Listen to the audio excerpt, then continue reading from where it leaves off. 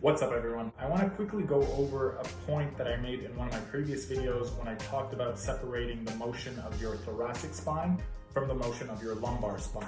In that video, I was demonstrating an exercise where you get a little bit of thoracic rotation over to one side, while at the same time being careful not to rotate from your hips or lumbar spine. There's nothing inherently wrong with rotating from your hips or your lumbar spine, but the idea behind that exercise is to get you used to understanding what it feels like to know the limits of your thoracic rotation and where your lumbar starts to go along for the ride. So I'm going to use my little friend here, Heikel. In Arabic, Heikel means skeleton. I'm going to use this guy to talk a little bit about the shape of the spine and how it can affect the motions of both the thoracic and lumbar spine. So if we take a look at the spinal column here, quick little note about it, you have 7 cervical vertebrae, 12 thoracic vertebrae, and 5 lumbar vertebrae.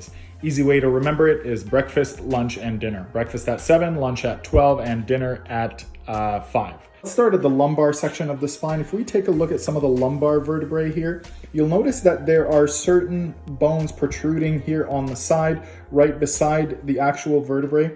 These are called facet joints. And I want you to notice what happens if you try to sort of turn from the vertebrae. It's going to run into these facet joints right there. So this one side of the vertebrae is going to be limited how far it can go by this other piece of bone right there.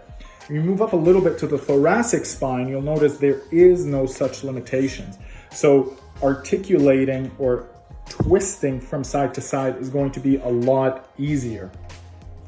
Now there are obviously exceptions. Some people have a little bit more mobility in their lumbar spine. Some people have a little less mobility in their thoracic region, and that's totally fine. No two spines are necessarily exactly the same, but the principal idea remains. It's beneficial for you to understand the limitations, challenges, and capabilities when it comes to the motions of your spine. And in that way, if there are any major discrepancies that limit your ability to move or make it a bit more challenging, you can work on addressing them. Anyway, that's all for now. Hope that helps. Hit me up with any questions or comments. And as usual, like and follow for more great tips on health, fitness with a dash of philosophy. Peace.